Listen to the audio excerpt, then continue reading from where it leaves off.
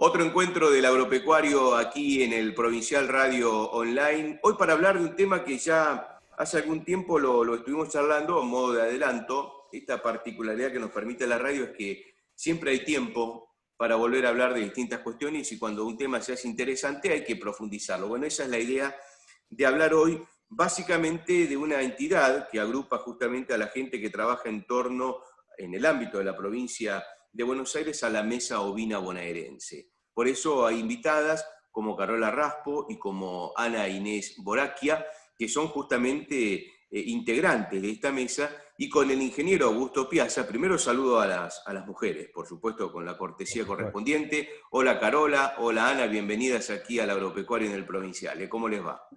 Muy bien, buenas tardes. Muy bien. Bueno, Augusto, ahora la parte tuya, la parte de nuestro ingeniero agrónomo, que por supuesto este programa es el agropecuario y debe tener un ingeniero agrónomo que nos vaya guiando en determinados temas. Siempre el ingeniero agrónomo tiene que estar para asesorar, no solamente en el terreno, sino también en el éter, como en este caso. ¿Cómo andás, Augusto? Sí, sí. Bien, y vos, Marcelo. Hola, Carola, hola, Ana Inés. Bien, ¿cómo estás? Bien.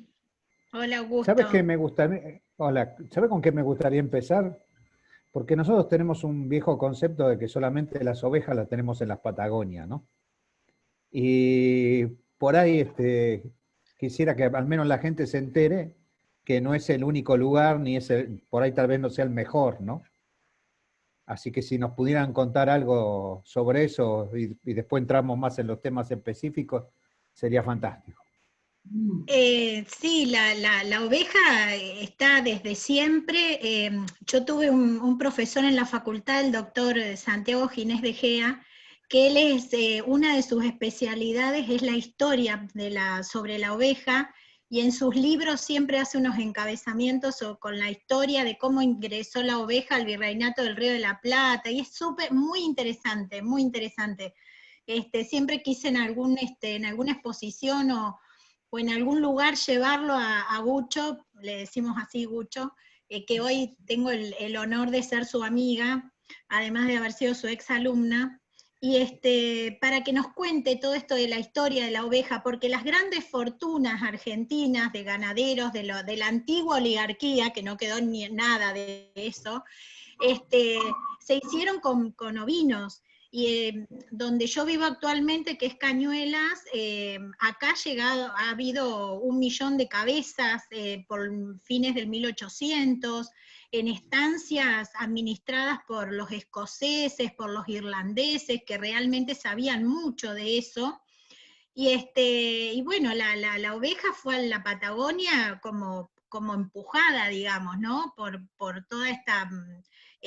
por todo el crecimiento y el avance de lo que fue la agricultura, los tambos, acá en Cañuelas principalmente lo que desplazó a la ganadería ovina fueron los tambos que eran de la cuenca del Gran Buenos Aires, ¿no es cierto?, que abastecía la capital, la Martona. Bueno, eso como para hacer un poco, a mí la historia me encanta y todo lo que es historias de las estancias y del campo, la verdad que me gusta mucho, pero en realidad la oveja es de acá, digamos, es de La Pampa, y todo se originó de la zona pampeana, ¿no? Mira, mi familia es irlandesa, instalada en la zona en el año 1850. Vinieron con una mano atrás y otra adelante, literal. Así vinieron de Irlanda como vinieron casi prácticamente todos los irlandeses en aquella época, que es prácticamente junto con los galeses. En el mismo momento se instalaron por distintos motivos en 2 zonas distintas. Ellos eligen esta zona, que llega, toca Cañuelas, Mercedes, Capilla, Areco, esa zona, ¿no? Y ahí se instalan. ¿Qué traen? Oveja y shortton lechero. Eso es lo que tenían. De hecho, en el campo nosotros todavía tenemos un bañadero, del antiguo bañadero de ovejas de la zona. Estaba poblado de ovejas. ¿Por qué se fue dejando la oveja? Un poco por crecimiento, como dice Caro, de los tambos, porque la agricultura, porque los campos teóricamente tienen una calidad superior, o no teóricamente, y entonces fue desplazando al ovino y a toda la ganadería en general, la fue desplazando hacia otras zonas más marginales, digamos.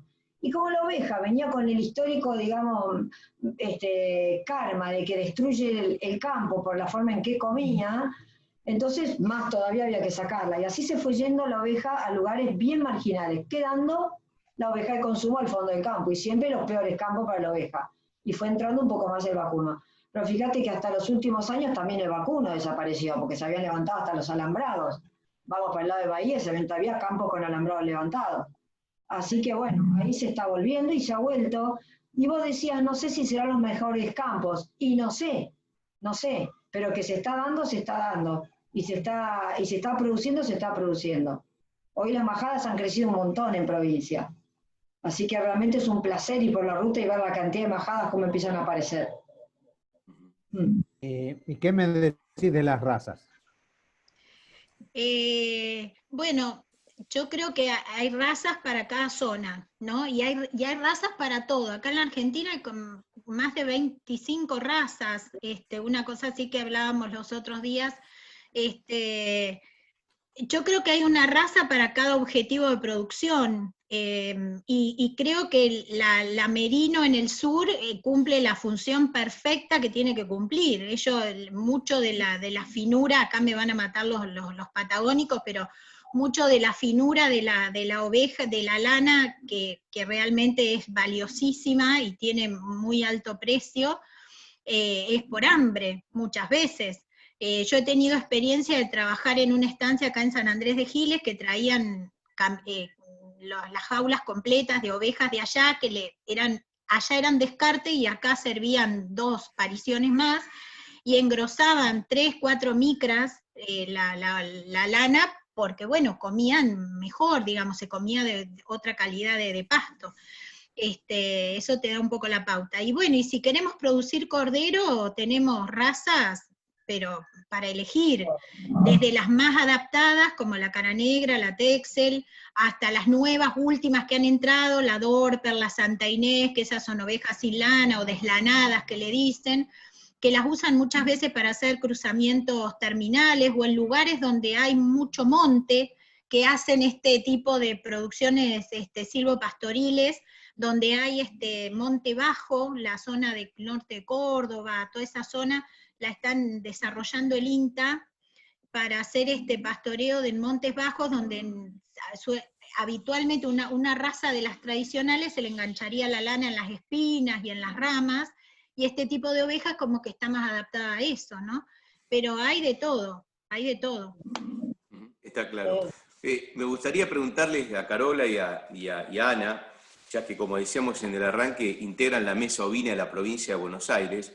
Yo voy por la pregunta no tan profunda desde la cuestión agropecuaria, sino desde la cuestión por ahí más del sentido común, de aquel oyente que nos está acompañando y que por allí no conoce mucho de esta actividad. ¿Qué es la mesa ovina bonaerense, la mesa ovina en la provincia de Buenos Aires? ¿Quiénes la integran? ¿Qué función cumple? Digamos, ¿de qué manera está presente? Uno siempre cuando habla de alguna entidad piensa en el edificio, piensa en el escritorio, piensa pero bueno, en este caso justamente me parece que de eso, no digo que haya poco, pero que en realidad ustedes ese escritorio lo tienen en el propio terreno, así que me gustaría que nos expliquen un poquito la actividad que desarrollan y la función que tiene la mesa ovina. ¿Arranco, Caro? Sí.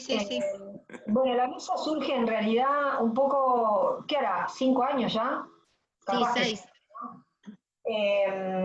Éramos muchos los que estábamos dispersos por ahí, produciendo y tratando de estimular y de promover lo que estábamos haciendo, y que había que haber más ovino presente en las góndolas, y nos encontrábamos en distintos lugares y seguíamos hablando hasta que un día dijimos, ¿y por qué no empezamos a juntarnos? Esto parece un relato, pero verdaderamente fue así. Y así se produjo la primera reunión en Navarro, o en Cañuelas. ¿Dónde fue la primera? En Lobos, en Lobos fue. En el INTI. El puntapié inicial, y se empezó de a poquito a integrar y a conformar con todos los distintos actores que hoy forman la mesa. No tenemos un lugar físico, nos reunimos en distintos lugares, que, bueno, Laguna Rural, en Carvap, en donde podamos, al principio era más seguido, después fue un poco más, lo fuimos espaciando, nos presentábamos en las exposiciones en tiempo que se podía, ahora es todo por Zoom. Ahora, ¿quiénes la integran? Bueno, básicamente, fundamentalmente hay productores, después hay sociedades rurales, hay universidades, hay entidades gremiales, está CRA, está asociaciones de productores, está la Romney, Hampshire, Texel está, no me acuerdo. No. Sí, hay productores de Texel, pero de la asociación no sé si hay alguien, me parece que no. INTA, INTI, escuelas agropecuarias, CPT, no sé si me olvido de alguien, no me gustaría, pero creo que la verdad que es enorme, enorme. La coordinadora es Mercedes McCormick, que es de la Universidad de Lomas, pero después el resto, bueno, somos totalmente distintos, creo que estamos representados todos los sectores, así que las reuniones son muy sabrosas, en que la verdad que hay mucha cosa, mucha discusión, mucho tema, y se han logrado cosas que yo creo que nunca me imaginé, que en estos años, de verdad digo, nunca me imaginé que en estos años íbamos a estar posicionados en este lugar, en que alguien tuviera interés en preguntarnos qué hacíamos con las ovejas. De verdad que es increíble. Algo hemos hecho, algún ruido hemos hecho. Sí. Parece, por lo menos. Está muy bien. Y en esa integración y en ese, digamos, contacto que ustedes, anoté una frase que me interesó mucho, que ustedes, digamos, se juntaron por primera vez o se unieron ahí en esa sede del INTI en Lobos con la intención de que haya más ovinos presentes en las góndolas, que ese era como el objetivo. Se fue logrando, digo, porque para que esto ocurra, para que por allí, digamos, ustedes corríjanme si es la palabra adecuada o no, para que se instale un producto, por ejemplo el ovino, digo, tiene que haber dos cuestiones. Primero que, digamos, se anuncie, se trabaje, que haya una decisión, digamos, política para que esto ocurra, y a partir de esa decisión política, que la gente, que el consumidor empiece a comprender a través de una campaña o lo que fuera, de que, hay que consumir también, en este caso, este tipo de carne. ¿Se fue dando en estos 5 años cómo están trabajando en ese objetivo, que era que haya más ovinos en las góndolas?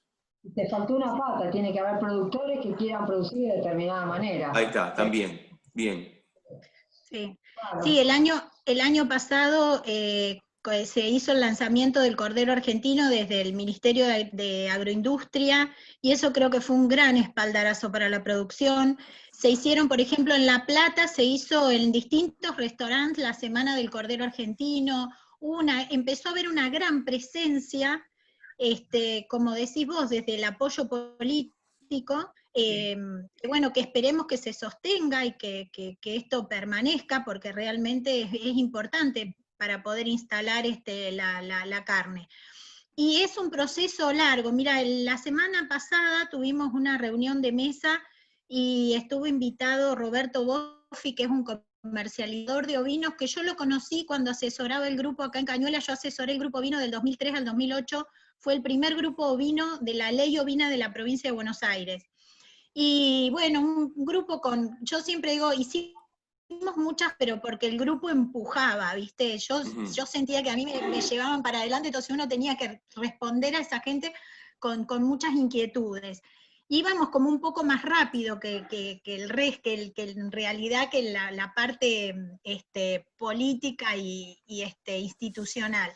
Así que hicimos muchas cosas, fuimos un poco pioneros, pero también fuimos un poco atrevidos, y bueno, después la cosa, se disolvió el grupo, porque creo que nos atrevimos un poco a tocar sectores que no estaban acostumbrados por ahí a que los productores tuvieran contacto directo, como por ejemplo con los frigoríficos.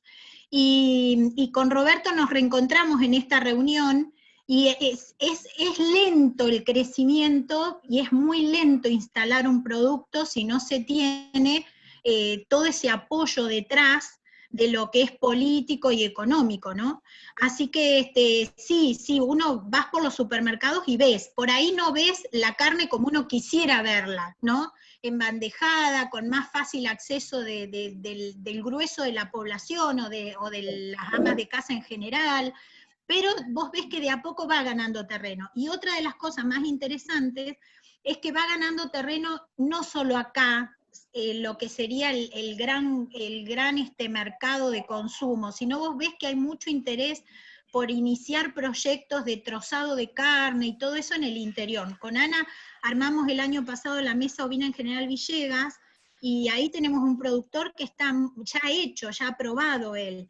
¿Qué nos falta? Bueno, frigoríficos, ¿viste? Frigoríficos por ejemplo, en las cabeceras de los partidos, o en los partidos, o en los distintos lugares, para que esta carne se pueda faenar.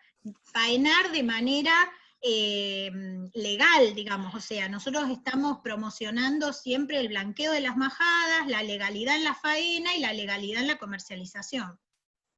Porque lo que dice Caro, tal cual, vos lo que querés, lo que a nosotros nos gustaría es que llegue una ama de casa a una góndola y que en la misma góndola tenga, bueno, o en góndola separada, carne vacuna, porcina, y que puedas encontrar la bandejita con unas chuletas de cordero, con pulpa de cordero, con los cortes como en milanesa, que lo puedas encontrar como encontrás todas las otras carnes. A eso queremos llegar, pero eso requiere para atrás toda una cadena, porque si no, no se sostiene tampoco la demanda. Entonces tiene que haber toda una cadena que tiene que estar formalizada. Nos ayudaría un montón, más sala de faena, más frigoríficos, pero bueno, el que haya más gente queriendo producir, va a empujar esto, Caro, a la fuerza, empujar, porque había 200 proyectos presentados para crédito de la ley ovina ahora, 200 y pico de proyectos, es un montón. Entonces, eso quiere decir que hay mucha gente interesada, y de todo tipo, productores, otros para montar salas, otros para despostado, para máquina de esquila.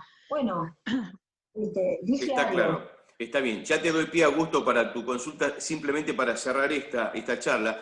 Esto que ustedes están contando nos pasaba cuando hablábamos con la gente de la pesca, ¿no? Donde solamente el 5% de lo que se pesca lo consume la Argentina, es decir, tenemos un nivel muy bajo de consumo. Augusto, por supuesto, ya ha hablado en su momento también sobre esto, pero a esto voy.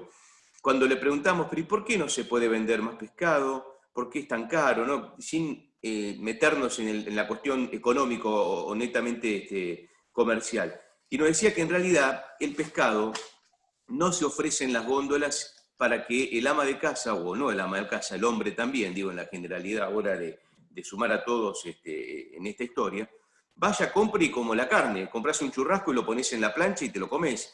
Digamos, el pescado es más complicado porque hasta en algunos casos te lo tenés que limpiar, con lo cual ya uno dice, bueno, no, la verdad que con el trabajo que esto me da ni siquiera me pongo a hacerlo.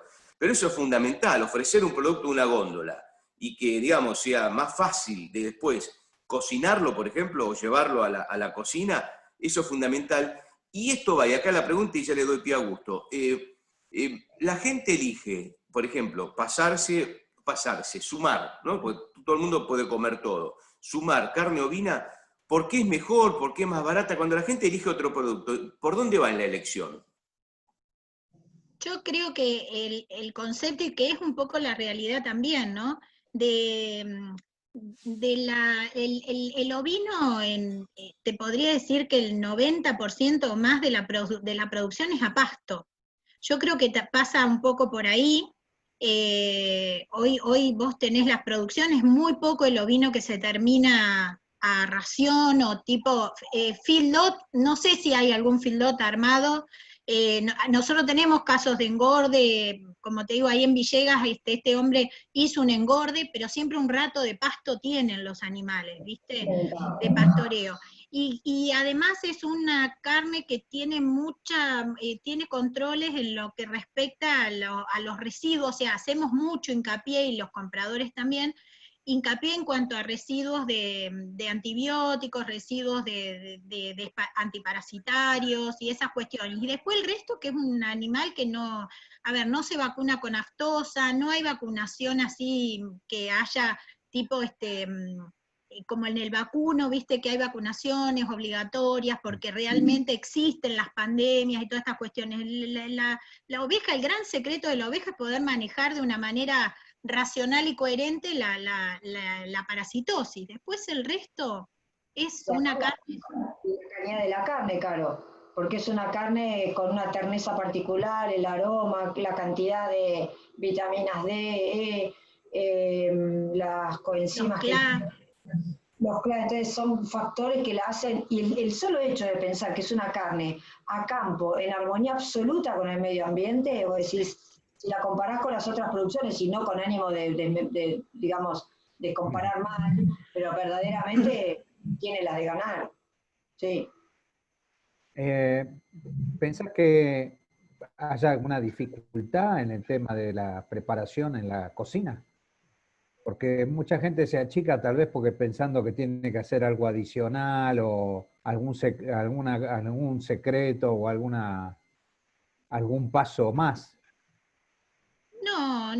No, al contrario. Como dice Ana, es una carne de una gran terneza, que aún matando animales, a ver, el típico guiso de oveja de descarte en los campos, viste que en el campo se come la oveja de descarte, los capones, y esos son animales grandes, viste, Sí. eso no, en guiso, además hay mucha receta, hoy encontrás recetas en todos lados y son cosas muy sencillas, muy sencillo. Una costeleta de cordero la preparás como cualquier costeleta, empanada, pastel de papa, hamburguesa, qué sé yo, cualquier cosa podés hacer, con carne picada. Con lo Sí, que queda del asado, después te pases unas empanadas, es la típica, sí, pastel de papa. Mirá, Sí. yo estuve por otra cosa unos 15 días en Vietnam. Eh, y conseguir carne vacuna para la cocina fue un problema. Pero de todas claro. formas, carne ovina conseguíamos.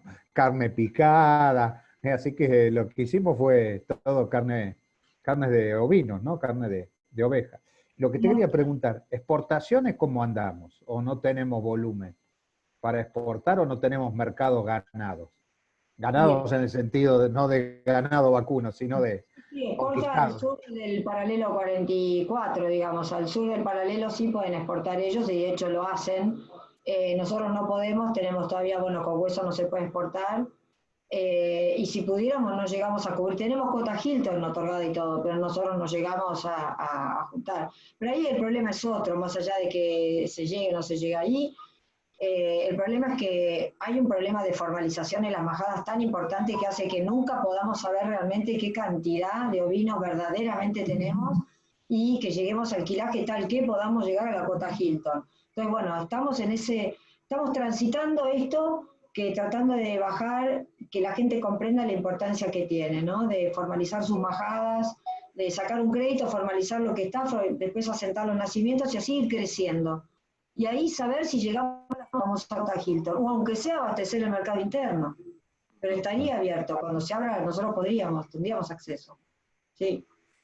Ustedes hablaron en algún momento de algún proyecto, de algunos productores y demás. Digo, a nivel gubernamental, ¿hay proyectos de ley? Por allí nombrabas, Ana, de unos 200 proyectos que se habían presentado y demás. Digo, ¿está encuadrado legalmente la labor? ¿Se debe mejorar algo? ¿Cómo se está trabajando en ese aspecto?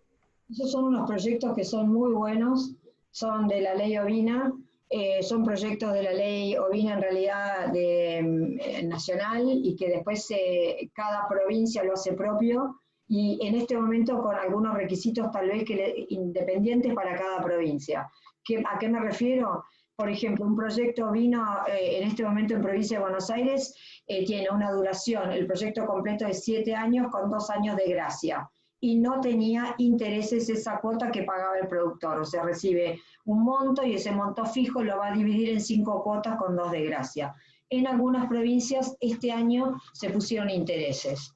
No sabemos qué va a pasar el año que viene porque hay un vencimiento de este proyecto. Es una excelente herramienta para apalancar productores, para arrancar y para continuar. Es excelente. Los créditos son tanto para infraestructura como para animales. Y verdaderamente vale la pena que la gente los tome, que los aproveche. Y bueno, se hace un seguimiento, un control de ellos. La verdad que muy bueno. Esos son los 200 y pico proyectos que se presentaron este año. Y se aprobaron 60 y tantos, ¿no, Caro? Creo. Sí, se aprobaron. Una cosa que me gustaría preguntarte. Comparando el ganado vacuno y con los ovinos, ¿en cuánto tiempo, para que la gente sepa, en cuánto tiempo yo tengo listo el animal para mandar a faena, comparado con la vaca, digamos así, o con el novillo. ¿Mm? En el año ya cumpliste con todo el ciclo, o sea, en el año la oveja se preñó, parió, crió un cordero que ya está listo para vender al frigorífico, y a su vez al año siguiente tenés la borrega, la hembra que te quedó, lista para encarnerar. O sea, vos en un año hiciste todo el ciclo completo. Con la vaca, si haces ciclo completo, te lleva un montón de años. Sí, te lleva un montón de Lograr años. un novillo. Y con respecto a la superficie, siempre lo que yo le hago ver al productor es que cuando hablamos de equivalente vaca o equivalente oveja, sería una vaca que está criando un ternero, o una oveja que está criando un cordero. Bueno, donde vos, en cuanto a la receptividad de un campo, donde vos podés poner un equivalente vaca, te caben 6 equivalentes ovejas por hectárea. Entonces, ¿esto qué quiere decir? Que si a vos se te muere un ternero, se te muere la producción completa de la hectárea, ¿sí? Esa hectárea te quedó improductiva. En cambio, se te muere un cordero, se te muere la sexta parte. Entonces, esas cosas hay que verlas. Yo trabajé entre el 2011 y el 2010 y el 2012 con la ley ovina de Santa Fe. Instalamos, y al día de hoy, lo sé porque me siguen llamando yo crié Texel durante 15 años, instalamos en plena zona núcleo de Máximo Paz, Alcorta, San Genaro Norte, toda esa zona núcleo, Arequito, todo zona núcleo con unas hojas impresionantes, en esa época, la ley ovina.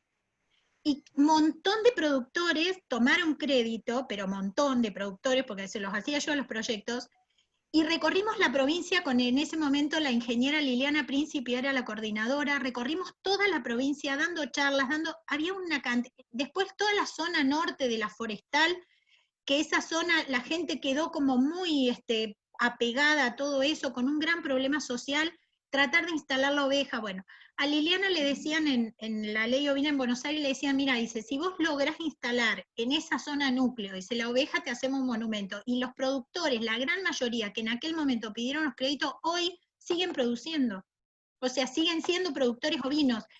Lugares donde les digo que por hectárea tenían una receptividad, no sé, de 25 cabezas por hectárea, con unas alfalfas espectaculares donde el animal comía, era un sistema bastante intensivo, pero no, esa experiencia fue muy impactante, así que bueno, eso también está bueno, le peleaba las hojas.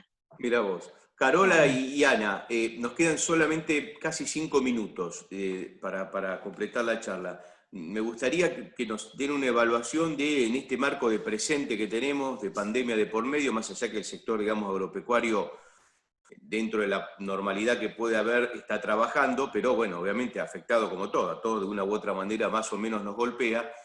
¿Cómo ven el futuro? ¿Cómo ven justamente el sector ovino a partir de esta situación? Muchas veces estas cuestiones sirven, hace algunos días hablaba con alguien que me decía que si lo aprovechamos, le podemos dar de comer a la clase media del mundo.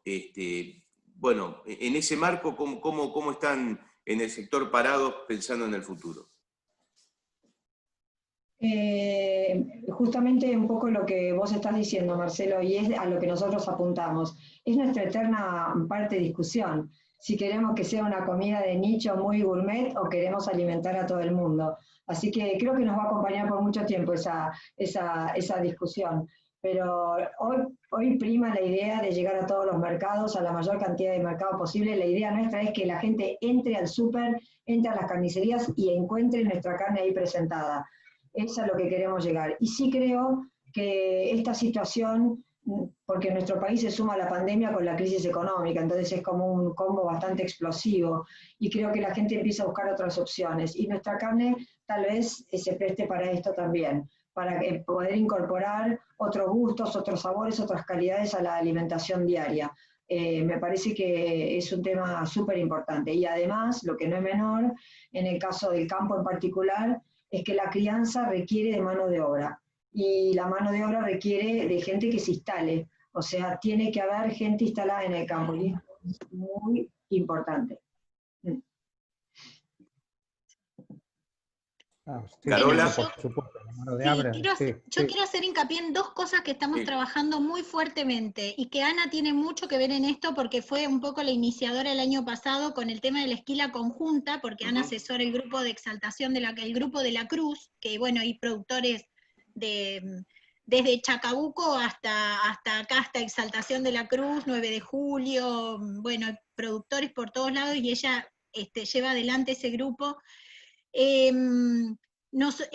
Estamos trabajando con la esquila en conjunto, que el año pasado se esquilaron más de 5.000 ovejas, y se vendió la lana a buen precio, o sea, el productor recuperó lo que había pagado por la esquila, más un resto que le quedó importante, de una lana que normalmente o la quema o la regala, porque o la da en parte de pago, que es la lana cruza gruesa, que es típica, o cruza media fina, que es la típica de las razas carniceras que nosotros tenemos en esta zona. Y otra de las cosas que ellos están trabajando, que se inició este año, que lo empezamos, que es la idea de algún tipo de forma de producción para terminar los corderos de manera estandarizada, o sea, un producto homogéneo, donde podamos con regularidad colocar en el mercado un cordero que sea homogéneo, parejo, digamos. Entonces ahí estamos viendo el tipo compartimento uruguayo y hemos contactado el año pasado con esto de Argencarne, contactamos a la gente del Ternasco de Aragón, después no nos dio presupuesto para traerlos, pero este año pudimos volver a hacer el contacto con con el médico veterinario Enrique Fantova, y estamos armando y organizando con él, y con la ayuda de un productor de Navarro, con Edmundo, estamos armando un seminario para septiembre, donde, nosotras presentaríamos un poco la idea que nosotros tenemos acá, y el doctor Fantova nos va a contar lo que es el Ternasco de Aragón con sus más de 30 años de experiencia, lo que es el sistema cooperativo para ellos, porque ellos se mueven con una cooperativa y todo pasa por la cooperativa, y que es una especie de producción individual de cada productor, que a su vez está asociado a la cooperativa, pero que hacen una terminación del tipo del compartimento uruguayo. Así que ya hemos tenido reuniones así por este sistema con él, y estamos con esos dos frentes de trabajo muy importantes, y mañana el sábado hay reunión de grupo, así que se va a tratar todo eso. Muy bien, muy bien.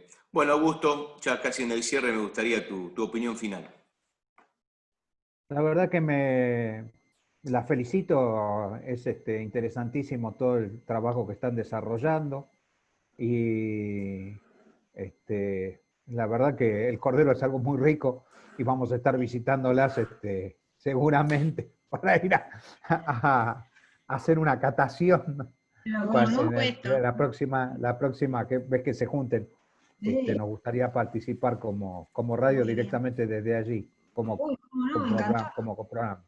Y la idea nuestra es también empezar a fomentar un poco más de las pequeñas producciones, pequeñas en el sentido de difusión, ¿no? Porque por ahí tienen mucha difusión, y en superficie, o en cantidad de animales, o en cantidad de plantas, es mucho más importante que otras, ¿no? Pero que no están tan difundidas, pero que bien hacen a nuestra comunidad. Y lo que sí resalto, una cosa que ustedes comentaron, que lo dijo Ana, creo que lo dijo Ana en particular, que es el trabajo, volver al campo a trabajar en lugar de estar asignados en las ciudades, que es lo que estamos viendo ahora con estos problemas de la cuarentena y de la pandemia, ¿no? Como la gente ha dejado los lugares de trabajo, ¿no? Tal cual. Bueno, igualmente me suma la felicitación, y como siempre, Carola y Ana, siempre quedan temas para seguir hablando. Así que eso es importante, y prometemos una nueva charla en cualquier momento para seguir avanzando y para concientizar, y para que esto que se buscaba, que haya más ovinos en las góndolas, darle difusión para que la gente tome conciencia. Gracias, Ana, gracias, Carola, gracias, Augusto, como siempre, muy amables. Muchas gracias.